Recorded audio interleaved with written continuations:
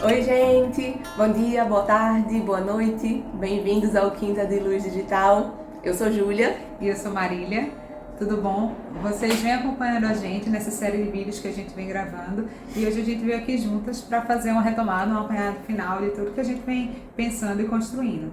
Então a gente já falou, a gente já conversou anteriormente sobre o lugar das paixões e como a gente pode e deve ter espaço, né, no mundo para entender e pensar e dialogar sobre tudo que é humano, sobre tudo que a gente tem como construção de interesse, de sentimento e de paixão mesmo, inclusive a política, né? A gente também falou dessa política como liberdade de construção do ser, liberdade de expressão autêntica do ser, né? Desse potencial de libertação da nossa essência que a gente pode construir através da política.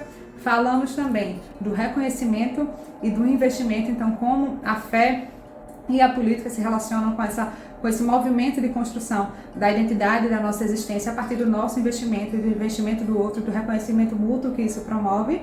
E agora a gente está aqui juntas para conversar um pouquinho sobre diferença, distinção, comunhão e afeto. Não à toa a gente veio juntas aqui, pessoal. Foi uma escolha nossa, a gente construiu essa série de vídeos já pensando desse jeito. E assim, eu não sei se vocês sabem, quem conhece a gente mais assim profundamente, mas muitas vezes no Quinta de Luz acham que a gente é a mesma pessoa. Por incrível que pareça. Não sabem que somos duas, enfim, confundem a gente, chamam de nome trocado, e isso é bem interessante porque a gente cresceu junta na mesma casa, somos irmãs, enfim, somos muito parecidas em muitas coisas, mas muito diferentes em muitas outras coisas. Então, só para vocês terem uma ideia, assim, a gente resolveu contar umas histórias engraçadas aqui. A gente compartilhava o quarto quando a gente era criança, até final da adolescência, né? Até já grandes, assim, a gente compartilhava o quarto. E aí tinha umas coisas assim, eu às vezes tinha medo de dormir, aí eu acordava a Marília no meio da noite pra poder ir comigo ao banheiro. Aí ela ficava irritada, chateada e tudo mais. Eu gostava de dormir mais tarde, ela queria dormir mais cedo. Mas também, ao mesmo tempo, tinha vezes que eu queria ficar conversando e ela com sono, depois de tanto eu falar, ela perdia o sono e eu dormia.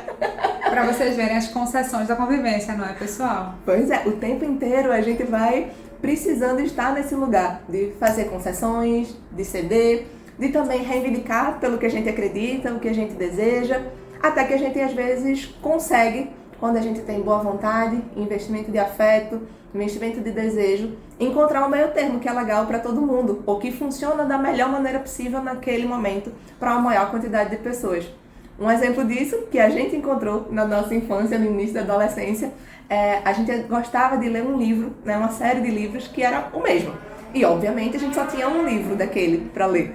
E aí, às vezes, a gente queria, né, as duas queriam ler. Como é que a gente vai resolver esse problema?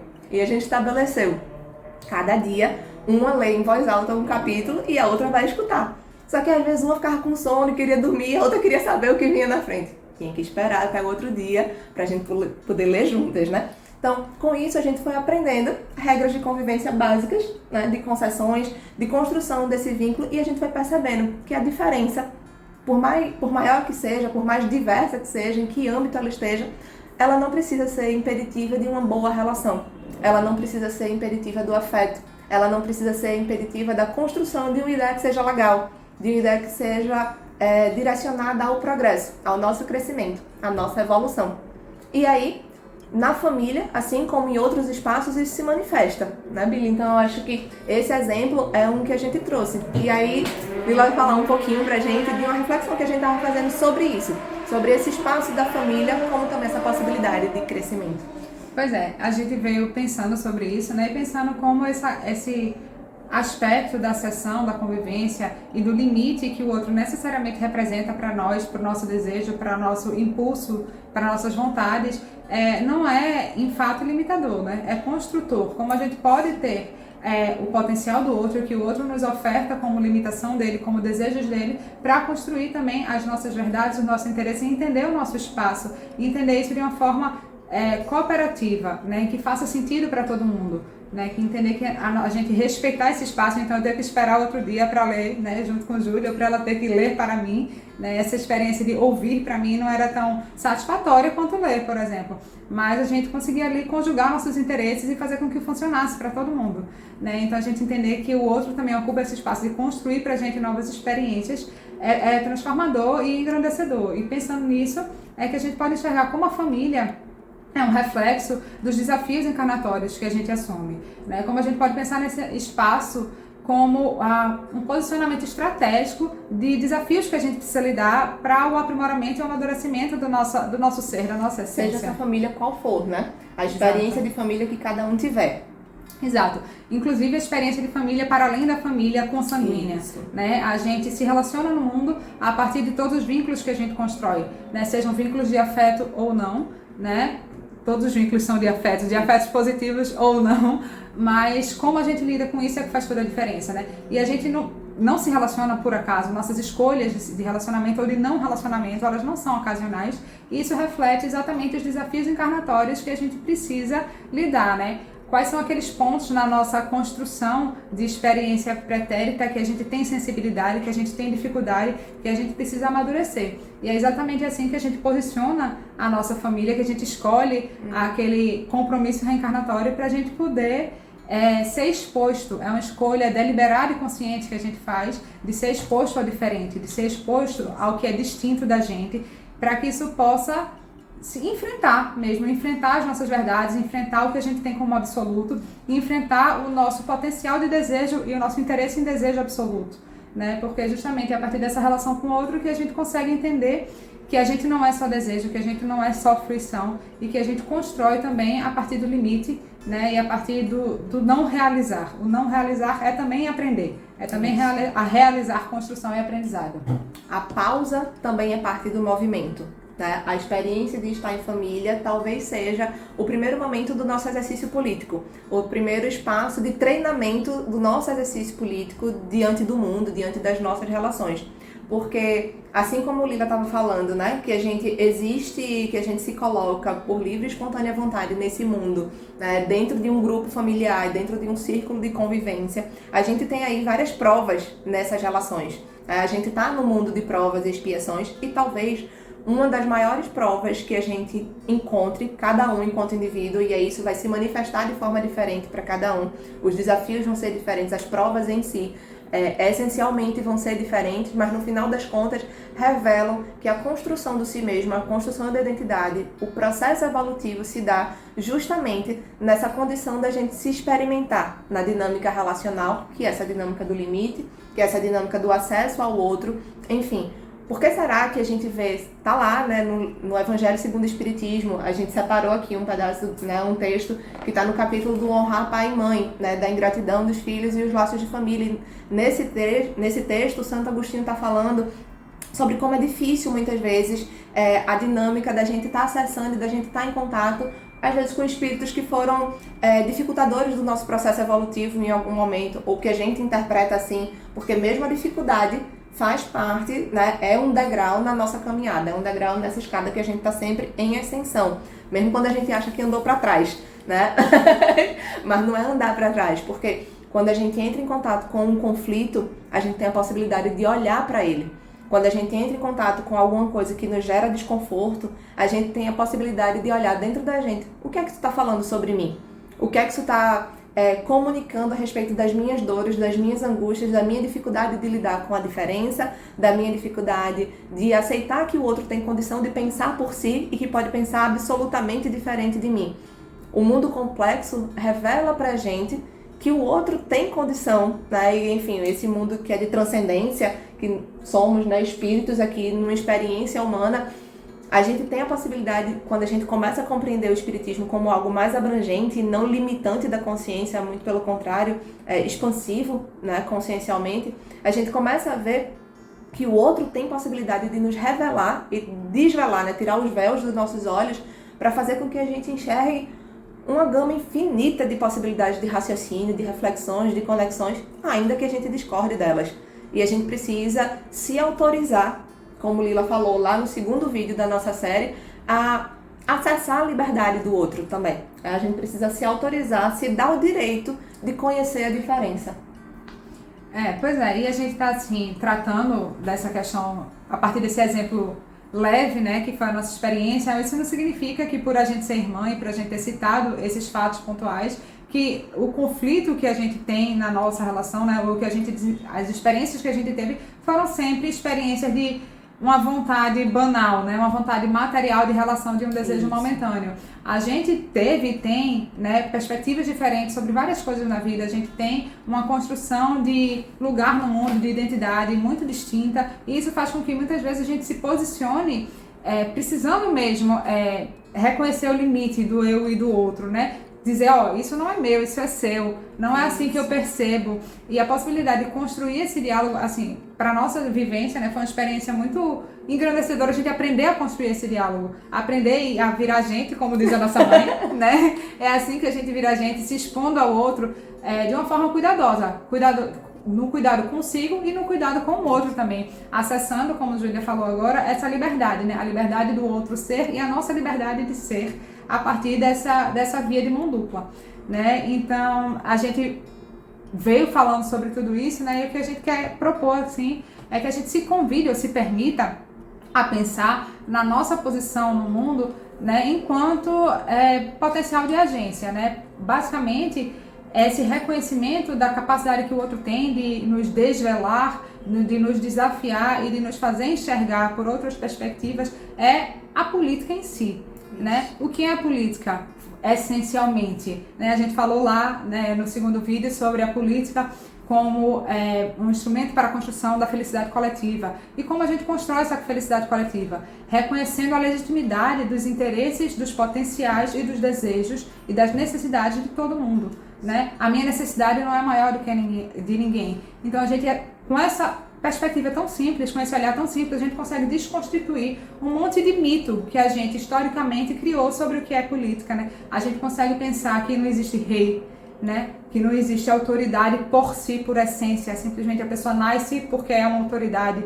Não, a gente está aqui, todo mundo, como a gente falou, num plano de provas e expiações, né, para se desafiar humanamente e socialmente e poder construir um espaço melhor de convivência para que a gente possa coletivamente evoluir.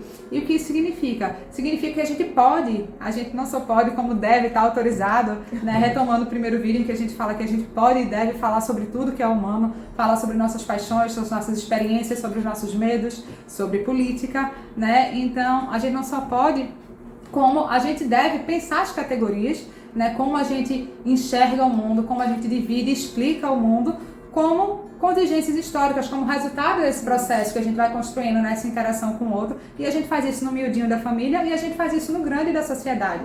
E a gente tem esse potencial de agir politicamente e perceber a nossa capacidade de transformar isso, reconhecendo quais são as distinções que a gente cria, reconhecendo que ao estabelecer o que é bom, o que é belo, o que é ruim, o que é vulgar, a gente muitas vezes está se apegando a verdades não factíveis, a conceitos que a gente criou dentro de si ou dentro da nossa bolha e que a gente pode desafiar, olhar para eles de um outro lugar e permitir que a liberdade do outro transforme a nossa visão sobre isso, né? Então, acho que esse é o grande convite que a gente quer fazer, né? De pensar essas categorias, pensar como a gente pode se transformar a partir delas e como a gente pode transformar essas categorias e agir de forma distinta no mundo, pensando que a distinção que a gente constrói é uma distinção social, é uma distinção histórica, é uma distinção que a gente constrói a partir da nossa experiência. E de um recorte no tempo, né, Billy? Exatamente. De um recorte no tempo, nessa experiência de viver a eternidade, como a gente consegue compreender aqui,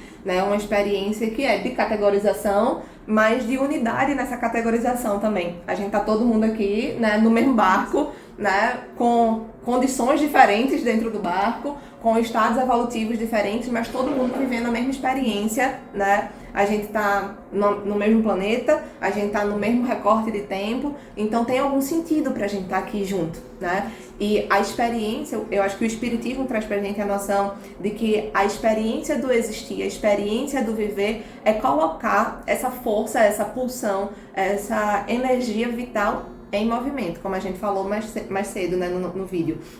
Não adianta nada a gente estar aqui no estado de inércia, num estado de paralisação. Quer dizer, alguma coisa deve adiantar, né? Mas, enfim, né? Mas eu acho que eu sempre falo assim pra todo mundo, vamos tentar investir na gente, vamos tentar investir no que a gente tem pra aprender, pra crescer, seja em que aspecto for, pra gente não desperdiçar a encarnação, pra gente não ficar perdendo tempo, vamos usar o tempo, vamos usar isso a nosso favor, vamos usar a experiência da vida, vamos usar as relações ao nosso favor, vamos crescer com isso. Porque no final das contas, por mais que eu acabei de falar, né, que talvez a nossa maior prova seja encontrar nossa relação com a gente mesmo e essa construção do si mesmo para nós e para o espaço social e tudo mais, adianta eu ficar dizendo, não, porque eu estou promovendo a minha reforma íntima e não sei o que lá, e eu imaginar que eu evoluí desse jeito, mas eu não aplicar isso na coletividade? Pois é, porque assim, a gente pensar na nossa evolução é também entender a nossa limitação, isso. Né? A gente não tem uma capacidade nem cognitiva, nem biológica, nem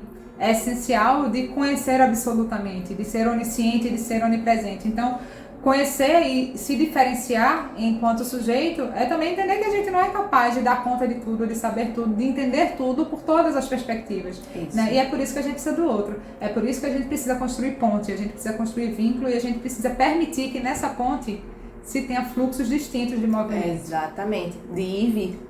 E são sempre pontos de mão dupla. São sempre pontos de mão dupla, né? E ninguém é mais importante, ninguém é mais precioso, né? Então, cabe todo mundo, cabe reflexão de todo mundo, cabe ideia de todo mundo, e todo mundo merece, precisa e deve ser respeitado. E aí, pra gente finalizar a nossa conversa de hoje, a gente separou aqui uma frase pequenininha que tá no livro da Gênesis, no último capítulo da Gênesis, que é um capítulo bem legal, bem interessante para todo mundo ler. E o nome do capítulo é Os Tempos São Chegados. E fala o seguinte, vê só. Vê se não é o fechamento perfeito para tudo que a gente tava falando. A fraternidade deve ser o fundamento da nova ordem social. Porém, não existe fraternidade verdadeira, sólida e efetiva se ela não estiver apoiada numa base muito firme. E essa base é a fé. Se vocês lembram, no nosso último vídeo, né, quando a gente fala sobre reconhecimento e investimento, a gente fala sobre a fé. Sobre a fé na gente mesmo, a fé na existência, a fé na política, a fé na sociedade. E nossa fé, a fé do outro. Isso, né? A fé compartilhada, a fé individual, né? A fé material e imaterial, enfim. A fé que transforma a gente, que produz a gente, que faz a gente vir a gente, né? Que faz a gente enxergar um monte de possibilidade.